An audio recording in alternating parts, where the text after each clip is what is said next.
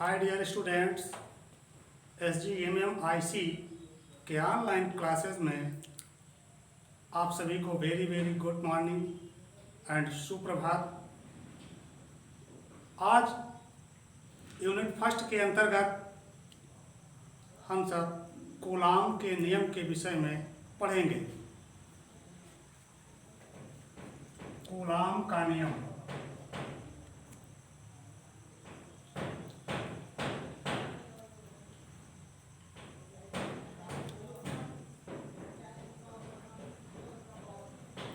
सबसे पहले इस नियम में हम ये जानकारी प्राप्त करते हैं, इसका डेरिवेशन भी करना होगा। तो क्या क्या चीज़ें मेन पॉइंट जो आते हैं, सबसे पहले उसको हम समझ लेते हैं। इसमें दो आवेश होंगे, Q1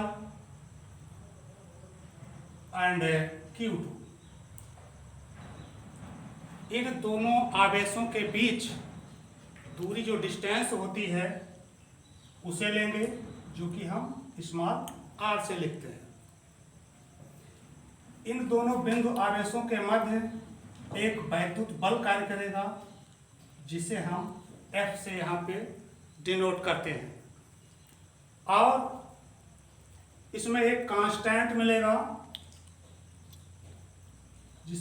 जिसे हम स्मॉल k से लिखते हैं। और यहाँ पे एक पॉइंट आएगा एप्सिलॉन जीरो। एप्सिलॉन जीरो क्या होता है? निर्वात अथवा वायु की विद्युतशीलता होती है। ये जो एप्सिलॉन जीरो होगा, निर्वात अथवा वायु की विद्युतशीलता। तो ये इतने पॉइंट यहाँ पे हम आपको बता रहे हैं कि ये जो कूलाम का नियम है, इसी में आपको मिलेंगे Q1 Q2 दो बिंदु आवेश मिलेंगे, उनके बीच की दूरी स्मॉल r होगी, एक कांस्टेंट होगा k, और इन दोनों के मध्य आवेशों के एक वैद्युत बल कार्य करता है, F से लिखते हैं। और यहाँ पे एप्सिलॉन जीरो है, जो निर्वात अथवा वायु की विद्युतशीलता है। अब जैसा कि हम पहली कक्षा में पढ़ चुके हैं 11th में, न्यूटन के सार्वत्रिक गुरुत्वाकर्षण के बारे में, वहाँ पे दो पिंड रहते थे, M1 M2 मानते थे, उनके मध्य एक बल कार्य करता था F, और उनके बीच की जो डिस्टेंस होती है R। ये सारे पॉइंट हम सब पढ़ चुके हैं। उसी के आधार पे हम कूलाम के नियम को समझने का प्रयास करेंगे। यहाँ पे दो बिंदु आवेश ले लेते हैं,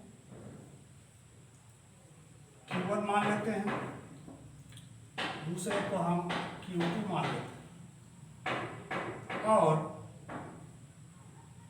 इन दोनों के जो बीच की जो दूरी होती है उसे हम स्मॉल r से डिनोट करते हैं।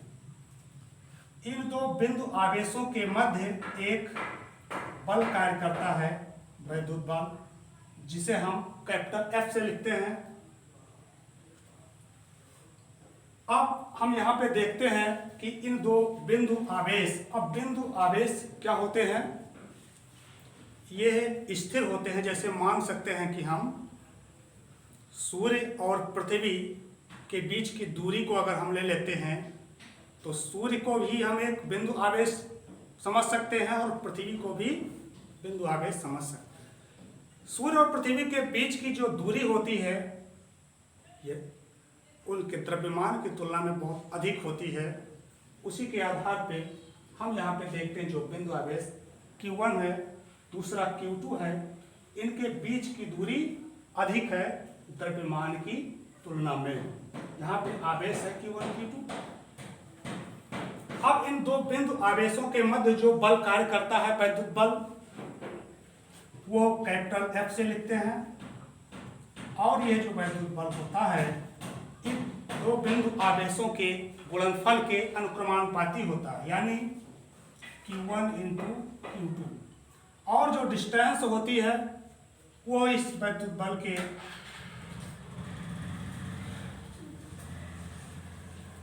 वर्ग के व्युत्क्रमानुपाती, यानी जो दूरी होती है वो बल के व्युत्क्रमानुपाती होती है और वर्ग भी होता है, यानी लगने वाला बल जो F है वो इन दोनों बिंदु आवेशों के बीच के दूरी के वर्ग के व्युत्क्रमानुपाती होता है। अब इसे हम मान लेते हैं पहला समीकरण, इसे हम दूसरा अगर हम मान लेते हैं तो दोनों समीकरणों को साथ लिखने पे समीकरण 1 व 2 से संयुक्त कर लेते हैं, जोड़ लेते हैं, तो क्या होता है कि जो यह बल होता है यह अनुक्रमानुपाती हो जाएगा Q1 Q2 अपान R स्क्वायर। अब इसमें हम एक कांस्टेंट से गुणा कर लेते हैं, F बराबर K इंटू Q1 Q2 अपान R स्क्वायर। ये है दो बिंदु आवेशों जो स्थिर अवस्था में है कि लगने वाला जो बल है वो इतने के बराबर होता है। हाँ, तो यहाँ पे हम देखते हैं कि जो ये कांस्टेंट के है इसका मान होता है 1/4 पाई एप्सिलॉन 0। अब हम यहाँ पे जो एप्सिलॉन 0 है टोटल को ले लेते हैं 1/4 पाई एप्सिलॉन 0, इसकी हम वैल्यू यहाँ पे निकालना चाहेंगे। तो इसमें हम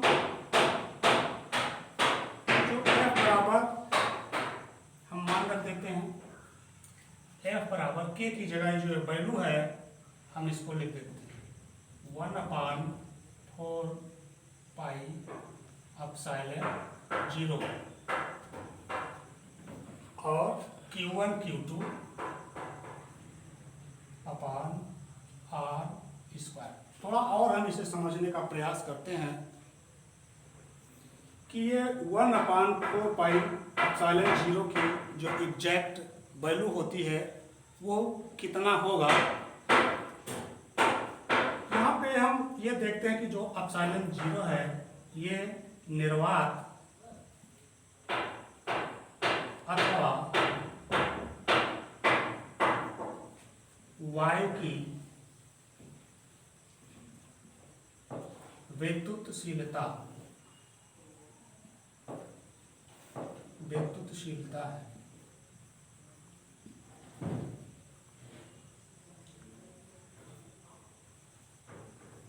अब हम इसके मात्रकों को लिख लेते हैं। जैसे ये जो F होता है, जो बल लगेगा इसका मात्रक क्या होगा, न्यूटन होगा, इतना न्यूटन के। जो Q1 Q2 दो बिंदु आवेश हैं, यहाँ पे हम देखते हैं इस समीकरण में कि F बल है, इसका मात्रक न्यूटन होता है। Q1 Q2 जो आवेश हैं इसका मात्रक कूलाम होता है, और जो R स्क्वायर है इसका मात्रक हम मीटर में लेते हैं, यानी Q1 Q2 ये हो जाता है इन दोनों का मात्रक कूलाम में, और R जो है इसका मात्रक मीटर हो जाता है, और जो F है इसका मात्रक न्यूटन।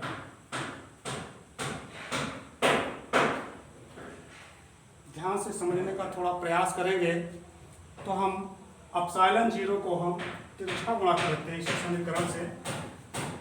एप्सिलॉन 0 यहाँ से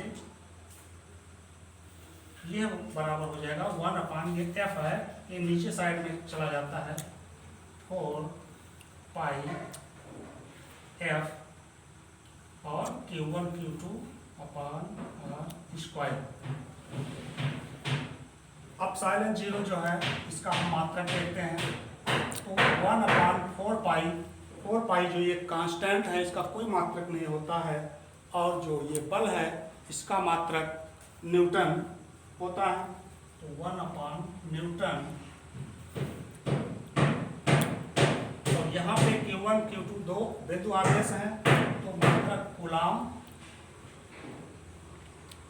स्क्वायर हो जाता है, दो बार है ना, coulomb into coulomb square Newton, और ये आर स्क्वायर जो है ये मीटर स्क्वायर की इस तरह से लिखा जाएगा। अब पहले जीरो इज इक्वल टू, अब जो अपसाइलन जीरो है इसकी जो एग्जैक्ट जो वैल्यू होती है वो है आपकी 8.85